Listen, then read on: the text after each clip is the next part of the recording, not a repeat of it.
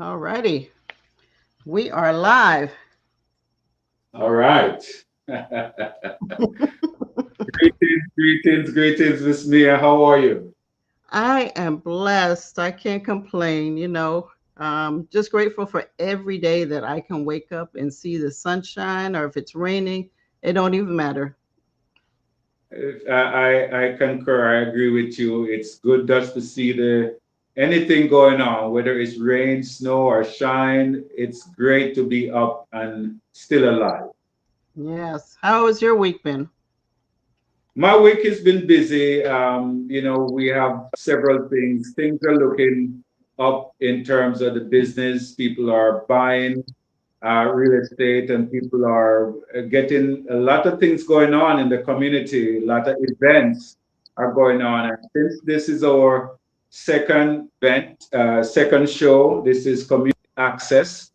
There's a lot of Yes. things going on around our town in Central Florida. And so, as usual, the CRR network and the team, we're out there supporting the community, giving food out. We are helping individuals that need help. We are with organization. We do things. We help in any way, shape, or form. So we stay busy. Yes. As to the Jamaican American Association. And for those of you that don't recognize me or know me, I am the president of the Jamaican American Association and The new multi-talented. president. Congratulations, Mia. Yes. And Yes. today, this month is Women's History Month. So I have two beautiful queens on All the show right. today that are educators, and they're going to share a little bit about, about their background and also what they do, why they joined the association, and some of the impact they have given towards the Jamaican Association. So I'm going to bring up here Dr. Barbara Dawkins, who is also a past president, and she Yeah. is the Education and Scholarship Chair. Dr. Barbara Dawkins, welcome to the show. Thank you, President Mayor. Hello, Mr. Whitaker. Mr. Hello, my Whitaker, dear. Welcome. How are you? I'm doing well, and I want to thank you both for the great service you're providing to the community with this communication and connection. May God continue Thank to you. bless the work you do. Amen Awesome. to that. This show is called Community Access. And so we think we started off on a good note to have you guys as our first guest because of the work you guys been doing in the community for so many years. You guys are past president of one of the oldest and strongest Jamaican organization in the country or in the Yes, state. We yes, salute you for that as you continue to do your work. yes, yes. We feel like we're among great company because we're actually, as far as I know, the first Jamaican American Association in Central Florida. Yes. And Yes. I'm Yes, happy to that be is part correct. of it. And I Four think, decades, and we're celebrating, what, 41 years this year. yes, yes, it's a Yes. pleasure. We have grown. Amen. Yeah. Yes. And I And lots also, of scholarship. You are the scholarship coordinator. I know you have been not only doing scholarship here, but you've been all over Jamaica, traveling. You and your husband traveling down there, finding young people, giving them opportunity here in the U.S., sending U.S. dollars to them to make sure that they're doing school. Tell us about those trips and things that you guys been doing in the educational area. I definitely will. As a Jamaican who migrated from Jamaica years ago, and I wanted to feel connection when I came to Florida. We lived in New York for a certain time. And you know, when you live in New York City, you are so connected. So when we came to Florida, I had to seek out a group that shared values like myself. And I found the Jamaican American Association. And it was a beautiful community of encouragers, people who were ready to work, and we chimed in with the mission of the Jamaican American Association. And I got connected with the scholarship because of my background in education. Like Ralph Yeah. Bunch said, education builds that bridge. We felt that it doesn't matter who you are or where you start from, having a quality education matters. And not just formal education, but education among your peers. So Mrs. Bulgin was the person, she was a very powerful president, someone with a vision, someone with a drive. And she said to me, I was her secretary, and she said, why can't we go ahead and give scholarship and have more meaning in the community? And I went and I researched scholarship application forms and came up with the form that has been adapted and is now being used. At that time, we had already given a scholarship to Jody Ann Maxwell. I don't know if anyone in the group knows her name. So she actually is the first recipient of a Jamaican American scholarship. It wasn't one that required the expectations that we ask for now. She was the first Black person, the first non-American person to win the National Spelling Bee, that is the American National Spelling Bee. And Jody Ann made us all proud. So a scholarship was awarded to Jody Ann Maxwell. In 2007, though, we started the scholarship process. And at that time, we gave one scholarship. Over the years, we have given scholarships until now. We have the tradition of giving 9 scholarships. We go out and we ask and we beg and we raise funds. And we do everything we can to empower young people, because we know as Jamaicans, for many of us, education is a pathway to progress. So we believe in the education that we get from our foreparents, and also in the education in the formal setting where we get connected to individuals. We rub shoulders to people who become executive, people who can give us access, people who know us. We build that extension. So that is why the Jamaican American Association is seeking and continues to be powerful in Yeah, helping young people push themselves forward. that That is is awesome. awesome. Now, you have been a member of the association for many, many years. I remember back in 2010, when, well, the year or so after I started my magazine, I actually interviewed you and Dr. Herbert Dawkins, who is also another past president as well.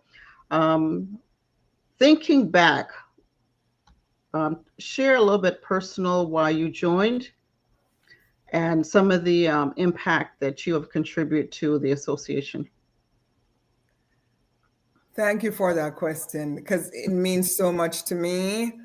I have seen the association go through movements, but I remember why I joined. And I think that's the reason that we're getting members coming in. The connection.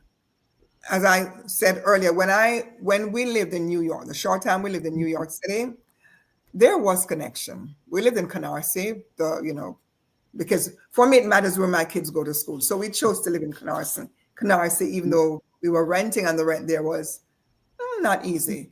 But we wanted our kids to go to the best of schools. So we lived there. And when my husband wanted to move to Florida, I was very, very hesitant. I didn't want to come to Florida. Eventually, we moved and we bought our first home in Apopka. And we chose to be in a zip code where our kids would have the better schooling. But I felt alone a bit. And I asked around about connections with Caribbean people because where we lived didn't have that many Caribbean people. And someone told me about the Jamaican American Association. And when I came, because I'm usually the person who goes out and I'm scout, so I came by myself. I didn't take my husband with me. And I saw Dr. Poplin. And I remember Dr. Poplin from Michael University now. And he was a dignified professor. Everyone looked up to Dr. Poplin. And my husband saw the Pantons. And they lived in Havendale, close to areas that my husband frequented. And I came and I liked it. And then I came back and there were some things I didn't like, so I stopped coming a bit. But individuals from the association continued to call me. Hazelin called me, and it was a community afterwards.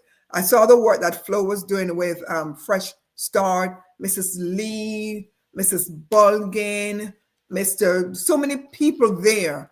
It became like family. I remember when my kids, when David was selling cookies for his school, they would purchase. It was a family. So I stayed in the association, and as soon as you get on board, they give you a job. So I had different jobs to do. I was secretary.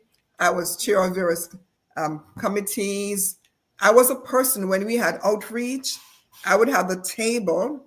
I don't know if we still do that, but whenever there was an outreach event, I had so many artifacts that I would have ready for that table. City Hall. There were times we had Sandy Isaac, and she had her breakaway moments. Sandy very well, like a good friend. And I would be there with Sandy, put it on table, promoting the Jamaican American Association because it became second family to us. So, and with the scholarship, that made my work in the association even more meaningful because researching and creating the scholarship form and seeing what we do for young people brought so much joy to my heart. As a teacher, as someone who has been in education, I'm retired now, but I taught, hate to say that, over 40 years, let me keep that whisper. I taught in Jamaica in one of the prestigious prep schools connected to Immaculate Conception High, people who may know that.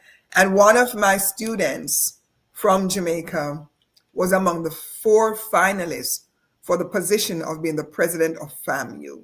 He still keeps in touch with me and thanks me for the work that I do. And here in Orange County, I worked with Orange County Public School and I saw the work that I did. I remember when we had FCAD, my class did so well that my principal said, your husband should take you out to dinner because my kids' FCAD scores were so good. And I'm thinking, you should be the one taking. I didn't say that. But yes, the success that I've seen teaching more when I work with students. My later years were teacher leader where I worked more with educators, but my early years working in the classroom, teaching students, working with families as partners, that was a motivation. And I truly enjoyed my job. Amen. Awesome. Now Amen. you are the scholarship chair this year. What is your vision behind the scholarship program, and why is it so important for us to invest in education, especially when it comes to youth?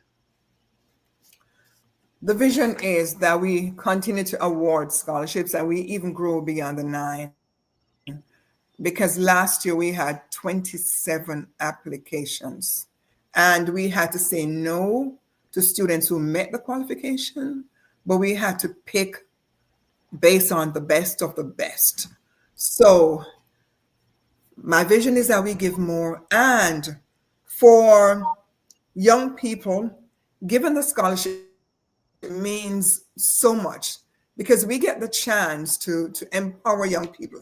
I remember one year we had this young lady who barely made it based on her qualification, but she needed the money so badly because that is what would have assisted her in paying, I think it was her final year of college. And we were able, she barely made it in, but she made it in. And that young lady, I'm not going to say names, I want to keep people neutral. That young lady made it through. She is now a professional educator. She's a teacher, and her degree from Jamaica has given her access to be one of the teachers here on the teacher exchange program in the United States. She's a math teacher, and because of what we did to help her pull through, she is now a teacher here in the United States. What I also love about our scholarships is that we look for students who are serious about their education. When we ask them to show community service, it's not just about academic, because your grade point average tells about their academics, and we look for a certain grade point average. But when we look for community service, we're looking for students who have already shown their interest in serving the community. When we look at community service, we're looking for students who have the potential to lead. We're also looking for students who are not flat, students who have interest in certain area and they're revealing that. And as an association who seek to preserve certain things, we are looking to bless the future. So our application form, I think, is so well designed because apart from asking for a grade point average, we ask for an essay that shows another dimension to the person. We also ask for community service. So we're seeing the applicant in so many aspects as a total individual and use that, because there are times we'll have applicants and both may have the same GPA, but the deciding factor is when we look at who the applicant is, their community service and the essay. And that we know AI is around and people can make the, essay seem so lofty, but the community service doesn't lie. And that has to be signed by the person who supervises that community service. So we're looking for a total individual. And another thing we do too, I know we were having discussion in one of our meetings about assisting with certain things. We feel that if an individual is careful enough to pay attention to details on an application form, that person is a leader. And that is what separates one group from another. If you're careful to your job, you pay attention to details, someone can trust you in carrying out a project. But if somebody has to be holding your hand at every step of the way, you probably haven't gotten to that level of confidence in yourself and level of proficiency. We want to invest where recipients of our scholarships are people who will go out there and impact lives, positively impact lives. That is awesome, Dr. Dawkins. And I must congratulate you on the work that you've been doing in our community, not only here in the United States, but also in Jamaica. As a woman that's been with also your partner, Brother Dawkins as well, you guys have done very, very well. Have educated thousands of people, young people who have been grown men and women now in many different fields and areas. But what if I could take you back to what inspired you or who inspired you to get in as an educator to start back in the days in Jamaica? Wow, that is such an interesting question. I know my husband became an educator because he was encouraged by, my husband I'm going to say he was a Christian from maybe the day he was born. So, he has always been, his father is deacon in the church and leaders in the church, so he's into that. And he was born in the church. Yes, his daddy, his whole family. So I'm different. I became a Christian as a young adult. I think what inspires us is my own education. God has been good to me in that, the Lord has been very good to me. I remember in Jamaica, it's hard to get into the University of the West Indies, and God allowed me to get through with that. And when we went to New York, I had friends in New York who helped me get position in New York, etc. And then when I came to Florida, I was doing a career change, and I realized while I was doing my other job, I subbed in between. And one day I went to a school because I thought everybody said when you come to Florida, nursing is the way to go. You get so much money from nursing. And I'm thinking, you know what? I'm a late starter moving to Florida. I'm not a baby anymore. I'm not a teenager. I wasn't in my 20s. I was in my 30s. So I figured, okay, let me get into nursing, let me do that. So I would sub on my days off from my nursing job. And one day I went to school and I saw a teacher doing something. In Jamaica, when you teach math, because I was doing common entrance, I taught common entrance math, you had to know your stuff. And I saw someone trying to teach a skill, a concept, and the person was struggling. And I said, I need to get back. So at that time, I started my master's at UCF. And when I finished my master's, I went back into teaching. And God has been so good. When I finished the master's, UCF was offering a doctorate, and they would have paid the whole, I think it was through Lockheed Martin, they would have paid for Yeah. the doctorate. And they Oh, had nice. something called national boards.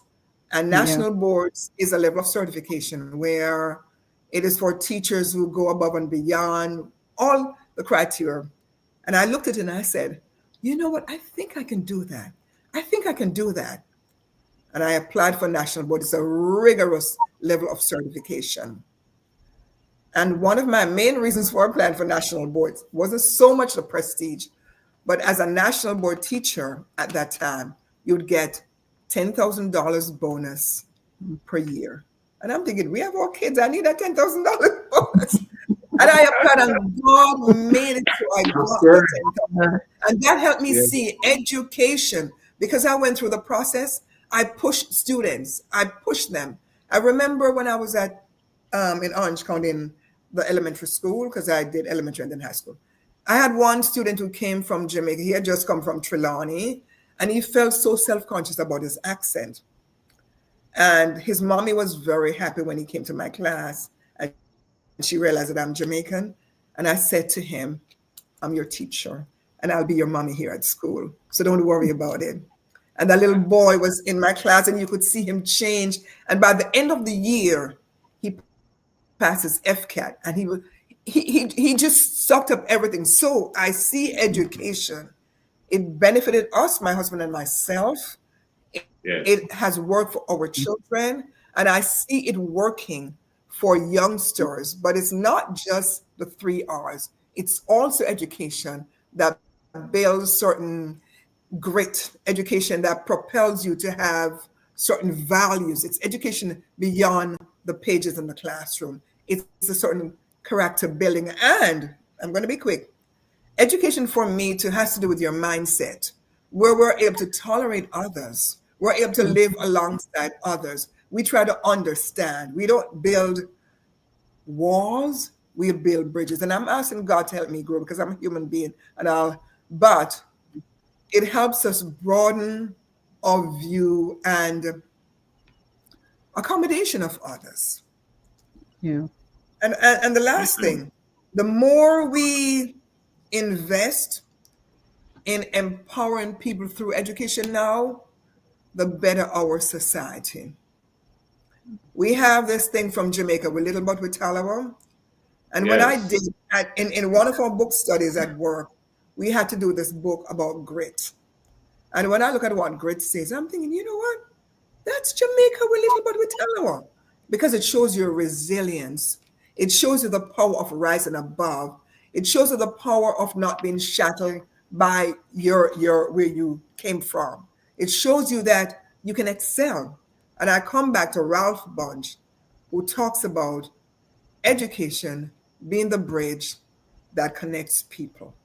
So I am driven by education, not just the 3 R's in school, but understanding, growing, and becoming better. Thank you. Before we go, Amen. before we bring on our next guest, just want to ask you real quick for those that are listening, whether they're in Jamaica or here in the United States, tell us what the qualifications are when applying for a Jamaican American Association scholarship. To qualify for Jamaican American Association scholarship, first, you need to be of Jamaican heritage. And this goes as far back as your grandparents. So if you have verifiable information to show that your grandma or grandpa is of Jamaican heritage, it doesn't matter where in the world you reside, you are qualified for the scholarship if you are already a degree seeking student in accredited university or college. And for this year, we have normally the scholarship application age is from 16 to 24. But for this year, we have relaxed the age and expanded it 16 to 30 for students pursuing 2-year college. 4-year college, you have to have a 3.0, 3.25 GPA. Applicants for 2-year, we have relaxed it to 3.0 GPA. You still have to do an essay, and if you look at the application form, it tells you what the essay should entail. You have to complete community service. That has to be verified by the person who supervised your community service. The application forms are already online, and the deadline for submitting your application is June 15th at before midnight Florida time. Because I know when I was in my doctor, we had different time zones. So we'll go by Florida time, midnight Florida time. So go ahead, applicants, and show us who you are. I'm hoping that someone viewing this will be wonderful winners. Awesome. And again, folks, you can log on to JAAOCF.com and click on the education/scholarship tab. And down at the bottom, you'll see a little circle that says apply now. Click on it and submit your application. All right, very good. Thank you so much, Madam. We're still calling you Madam President. Thank you so much, Dr. Barbara Dawkins, a champion, a big champion in giving herself to everyone that she comes around.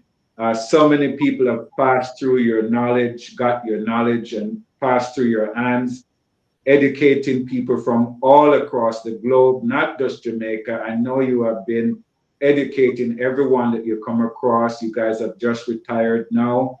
May the Creator continue to just grow you and keep doing what you're doing. I know you don't stop. I know every time you get the chance, you are educating somebody about something. Am I correct, ma'am? You are correct. And one quick last word. Yes. The importance of the Jamaican American Association scholarships is something that speaks to me, because I remember in 2020 when we had COVID and so many associations closed off and went into maybe hibernation. The Jamaican American Association responded to the call. At that time, there was virtual learning, because we all know that in Florida and across the globe where COVID affected, schools had to be closed. So there were kids asking for a laptop. So what my husband and I, the association switched to giving laptops for scholarships. And we also sponsored schools. So if you go back and look at our website, you'll see that the 2020 recipients varied. We even gave to Gift for Teaching, which is it's not a Jamaican American Association, but we're empowering people, or not Jamaican American Association in origin. We're empowering people where the need is. That year in 2020, as soon as they resumed air flight, my husband and I, we did our COVID test, and we had the laptops to take to Jamaica. We didn't charge the association anything. We went to Jamaica and delivered laptops to students, laptops from the Jamaican American Association, because the students weren't going to fly, come here. We couldn't mail it to them. We got on the plane and took these laptops. We stayed at the hotel. You probably see those crazy pictures. And we handed laptops to students. One young lady said that she was preparing for her end of year exams, and she needed that so much. So I want to elevate the work that we do. We are so meaningful, but we don't sing our praises enough. So I want to thank everyone. I remember Grace and Miss Joan. We were like a team of leaders doing this and matching students with what they needed. So God bless this association. We go through waves, but you know what? We always come out as successful. Very good. Thank you so much. Have a great evening, my dear. Yes, God bless thank you you. for joining us. And of course, Thank if you you. just tuned in, this is Community Access, and our special guest today is Dr. Barbara Dawkins, who is the Education and Scholarship Chair, and she's also one of our past presidents. So again, folks, log on to JAAOCF.com, click on the educational tab, and click on all the tabs and see all the things that we're doing. And also, if you want to reach out and ask questions directly to Dr. Barbara, you can click on JAAOCF scholarship at gmail.com. Wow, that was a real good interview there. Yes, Barbara yes, Lewis. definitely. Definitely. Lots of information, good information. And I just like the fact that she and her husband has been so dedicated to educate people. I think that's very rare, and I kudos to both of them as they continue their journey. Yes, yes. And now we have another amazing queen coming Yeah, up. My one of my mentors, as you know, yeah. ended her 3-year tenure as the president, and I'm honored to kind of step in that Up in seat her right feet, there, right up in after her her. shoes, right? Yes, man. I don't know if I can get there, but I'm gonna try my best. But let's So well welcome trained, man. Miss Joan Edgehill, who's our Hello. Yeah, media past president and our outreach chair. I was joking with Pastor Rosemary this morning that yes. you mentioned in December. I guess it was after the elections. I am not going to do nothing. I'm going to relax. I was like, this woman here, if this is what you call relax, I want to see what when you're really busy. Louis, That's just when I more. thought Good afternoon, ma'am. just when I thought I was getting out, they pulled me back in. Oh my goodness. Yeah. I can imagine. Your life, Godfather. yeah, your life just begun, man. You're gonna live very long. It's good stuff that you're doing. Yes, Yeah. I love what I'm doing. God is good. Welcome. Thank Welcome. you for Welcome. having Good me to hear your on. voice and good to have you today. Yes. Good to And be for here. those that don't know your a little bit about you, your background, share a little bit about who you are. I know you're an educator and also multi-talented of other things. Yes, yes. Oh wow, I forget all the things I've done. An Okay, author. I'm an author. That's more recent, but I was a stockbroker. And from there, I was a teacher, of course, you know that. I was a business owner. The business was called Mustard Seed Investments. And Amen. yeah, I was real estate, you name it, mortgage. Oh I did, man. All right. All I did right. all, yes. But the most rewarding was teaching for sure, of all of it. Amen. Yes. Mhm. Amen. Oh, And you when want did you get started as a teacher, Madam President? Okay, I got started. I was, as I told you, working as a stockbroker. Then I Mhm. left that because I wanted to start my own business. I then moved to Texas for a while, and while I was there, couldn't find work, so I did what do you call it again? Teaching, substitute teaching. Mhm. And that brought back that love of teaching, which as a child, that's what I wanted to be. But I got caught up in business and went into the business world. I got my business degree and so on. And I got my Series 7 and Series 8 and Series 63 licenses. For anyone out there who is in the brokerage field, they know what they are and how difficult they are. But yes, but that did not satisfy me. I always wanted to teach. So when I came back to Florida, about 20 years I taught for. I came back in 2024-ish, and I decided I would get my license. So I went through the process. I already had the degrees. So I went through the process of getting my license and became a teacher. And it's the most rewarding thing I've ever done. Teaching fills Very me good. with so much joy. Awesome. I love it. Yeah. And we were just talking with, Dr. Barbara as Mhm. the education and scholarship chair. Why is education so important? I mean, coming from an educator yourself, that, we give these scholarship every year to deserving students. Yes, I think she answered that also well already. But I Mhm. will also agree that we're leaving a legacy. And that Mhm. to me is very important, especially as Jamaicans. We Yeah. all know, as she said, that education is key. It is the way to success, the road to success. And when you're educated, they cannot take that from you. You can Yeah. lose a lot of things, but you Yeah. can never lose a good education. Yeah. So I feel like we're leaving our children a legacy. And I'm very happy to have the Success Club, started Mhm. again, because I had that restarted, thank God. And now we have a group of young people that we can also educate, because it's not just what you learn in the classroom. That's education. There's so many other things to learn. There's things they need to see, places they need to go, and we can give them those experiences, which are also a means of education. Yeah.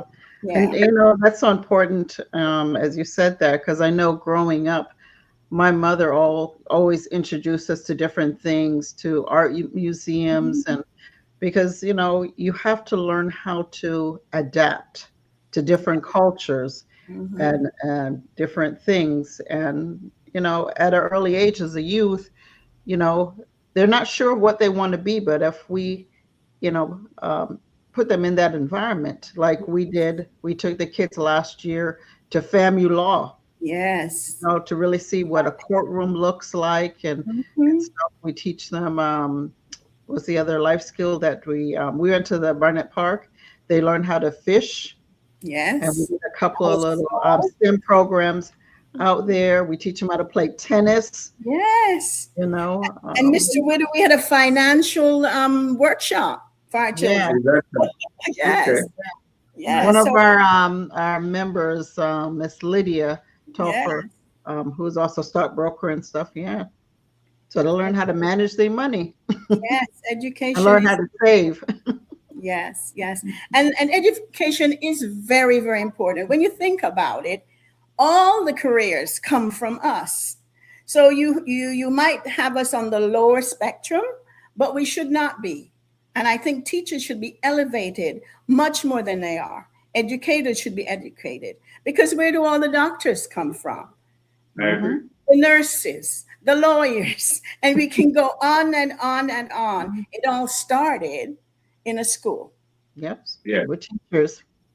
And that foundation is very important for the younger kids. For I taught K through 6, so that's elementary, and that is the foundation for learning. If the Yeah. children don't learn then, it's very difficult for them to learn anything by the time they get to high school and middle school. So we need to start teaching them early. Yeah. Awesome. Very, Okay. very good. When did you realize that? Yeah, and I think that would be um, when did you realize that you have a passion for teaching? Was there a specific moment or time that you remember that you Yeah. say, well, yeah, this is what I want to do at this time? It's so funny. I remember as a child, we'd pretend teach, and in Jamaica you like to beat. So Yeah, yeah, we used to play teacher, and we used to do that. And I loved teaching even as a little girl. And then when I went to England, I also loved my teachers and said, oh, I want to be a teacher. But as I grew up, as I said, things happened that I ended up in the business world, and then teaching was paying so little that it was different, so I went that way. I went with business. But then there came a point when I said, I really want to teach, and gave up my yes, position in the business world to become a teacher, because as I said, it's the most rewarding thing I've ever done, and I'm certainly not sorry.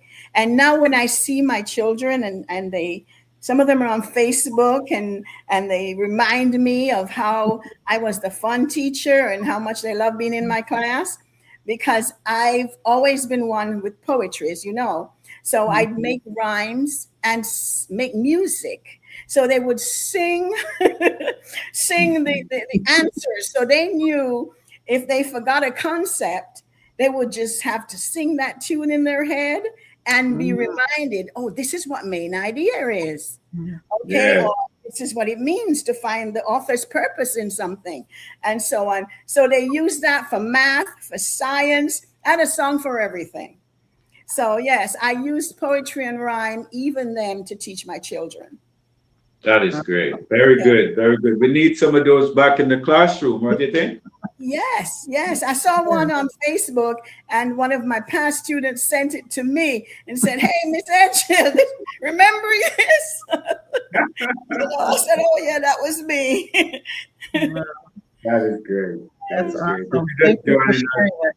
join us.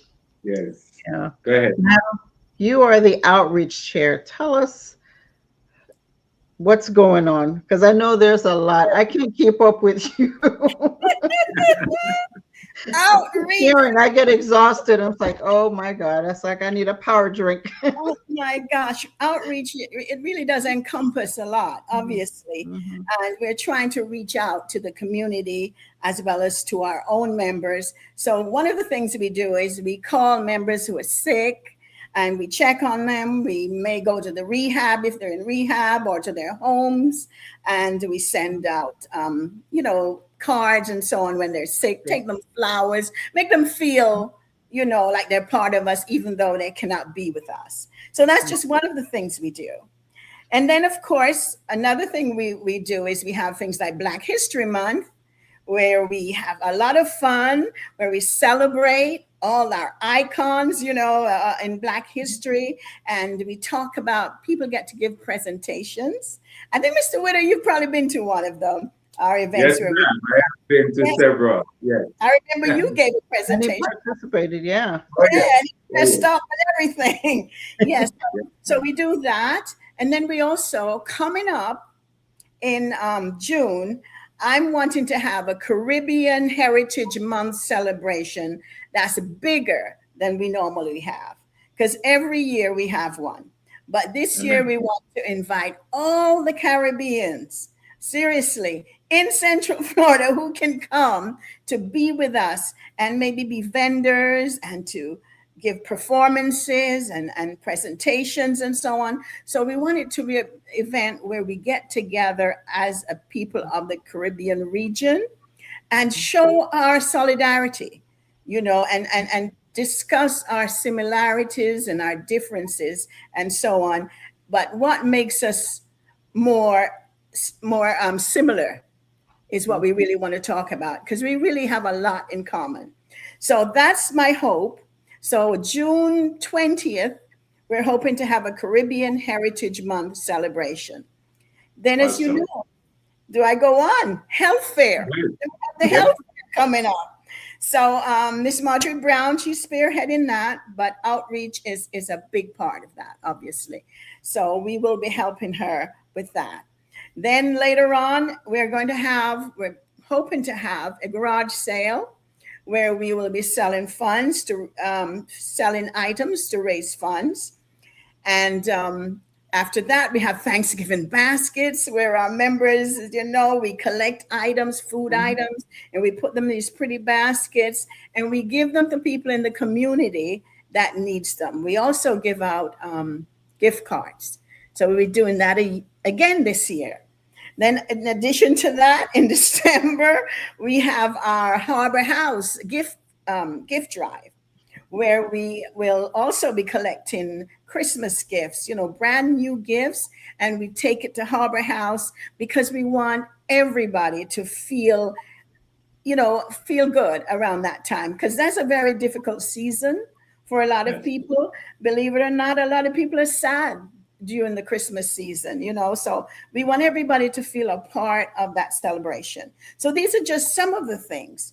Now, last year we had additional because we had Melissa, and the year before that We had additional work because we had Barrel. barrel. We were, that in itself would have been enough. Barrel especially, because we had to collect and sort and do all that work, you Yeah. know, in getting those items together and collecting them, and then making sure they got to where they're supposed to get to on time and to the right people and distributed correctly. So yeah, that was a lot of work. And then now this last year for Melissa, we decided to collect money. And we did that. I think I told you before, Mr. Widow, we did that because we Yeah. felt it was a lot more, convenient to do that, right? And Yes, efficient, that's correct. because of the backlogs that we heard about in Jamaica with the goods. And Yes. those, I'm proud to say that we gave money to twice. We gave money to the World Kitchen, who did a wonderful job.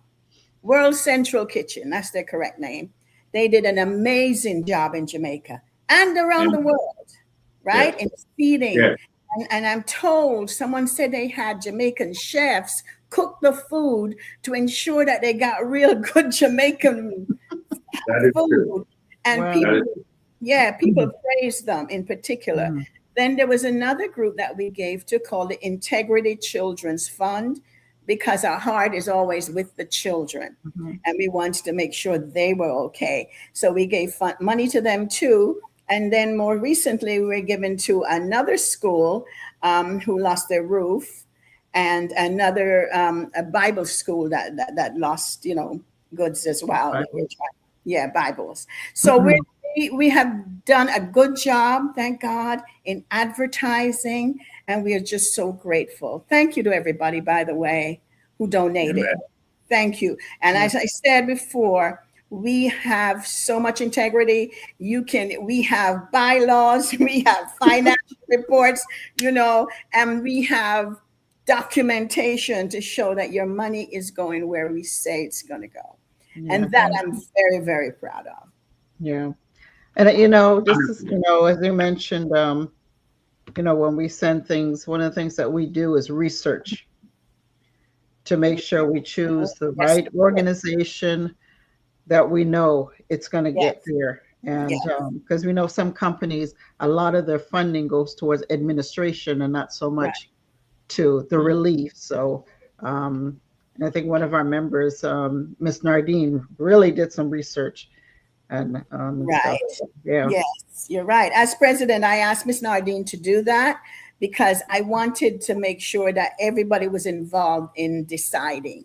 So Ms. Nardine did a lot of research and she brought it to us, to the executive board, and we all got to see it and her reasons why we would choose one over another. Because if you really look into it, there are some good reasons as to why you should choose one. Some of them, they use the funds in other ways, and so on. Not enough of the money is going towards what it's supposed to, those sort of things. So we looked into all that background and chose the best people that Amen. the money would have the most impact with. Yeah. Awesome. Yeah. I just want to mention Thank you something for real. your service, Madam President. Sorry, go ahead. Thank you for your service. Oh, yes, yes. I didn't tell you about myself very much. I know you did ask me, but I came here by way of Jamaica. From Jamaica, I went to England. And while in England, was not happy with the cold or with the situation at the time, being one of the few Black people, people of Yes, color, let me yes, say it, people of color there at that time, and literally, had to fight our way out of things, physically and verbally, yes. but Mentally. we made it through. And then from there, I came to Brooklyn, lived in Brooklyn for a while, and then from Brooklyn moved to Orlando. Awesome. It's a little bit about me, Quite a journey. my journey, yes. Quite a journey. Very good. Well, Thank we thank you you so so much. much. Go ahead, Mia. Yeah, I just want to thank, Miss Joan for coming on and sharing a little bit about herself, some of the things that she's doing, the Yeah. outreach and then the organization. She's nonstop. She's like one of the little ever-ready bunnies that keep going. The battery doesn't die. Hey, that's for sure. She's a true Jamaican. Yeah, They got 10 jobs. things that go on. Yeah. And not getting Thank paid you, for my any of dear. them. It's always a pleasure talking to you, and Thank you. all the best. And we big you up this Woman Month. You are a champion in your own world, in your own way. We Thank you. appreciate you, and we wish we have so many more of you out there doing work and really helping and solving some of our problems in our community. Thank you, and may you continue to be who you are and more. Thank you. Yes. Thank And you. we'll definitely have you back on, as things Yes. progress and other events coming up as well. Yeah, didn't even get to talk about my book.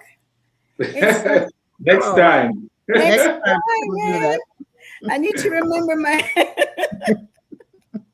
That's Bless all you. right. Thank you so Thank much. you. God bless. Awesome. I just Bye. want to mention real quick that we have the annual appreciation luncheon coming up, Bloom Where You're Planted, and that's going to be Saturday, April the 26th, 2026. And that's going to Yes. be the Varsity Club, Camping World. Tickets are $50 for adults and $25 for children, 12 and under.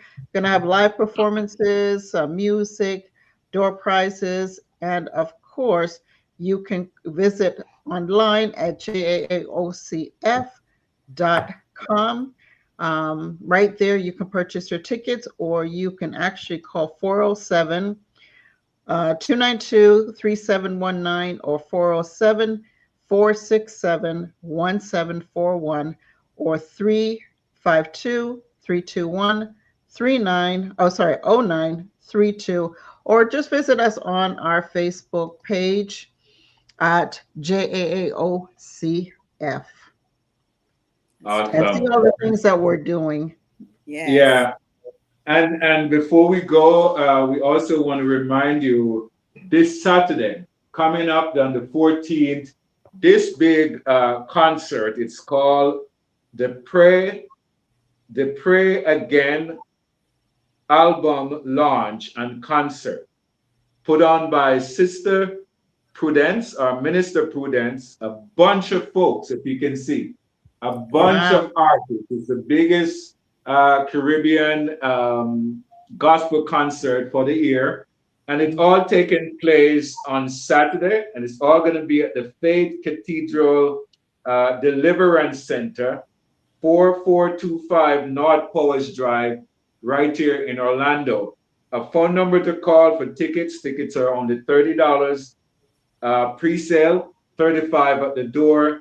Kids 12 and over is $15. You can call 407-299-1077 for more information for this Pray Again gospel concert this Saturday. Call us in the studio, 407-676-9023 for more details. We're giving away 2 tickets, so give us a call once you tune into the network. I also, I want to take the chance to invite everyone tomorrow, for those of you who are in the Ponciana area, at the Ponciana Library tomorrow, Mr. Cedric Randolph putting on the first of a series of AI counseling, AI teaching. If you want to know a little bit more about AI, that's the way of the future, Mia, and we encourage people to take advantage of some of these free seminars. Mhm. All right, so tomorrow at 6 o'clock at the Ponciana Library, check that out. That is awesome. Amen. Good information. Yes, ma'am, and we're grateful to be here. We're here second and third Tuesday, correct? Yes, we are. Second Second, and third Tuesday at 5 p.m. is yes. CRR Community Access. And you got to tune in because you never know who's going to pop into the studio and hang out with us. You know, Yes, you never know who you're going to talk with or see or hear from. We're here, we're dedicated to our community. I want to thank Mia and also congratulate you again for now the president of the oldest long-serving organization in Central Florida and probably the United States, Jamaica American Association of Central Florida. We thank you so much. Mia, we'll catch up with you next week at the same time. yes. And just want to remind everyone that, again, you know, you can tune in live to CRR Network. Visit online at crrfm.com, streaming live 24/7. And also Yes. visit on the Facebook page, Caribbean Rhythms Radio Network as well. All right. Thank you so much, my dear. Thank you. Good night. And everybody have a great night. We'll catch you again here on CRR FM. Keep it locked right here as we continue with more. All right. Thank you.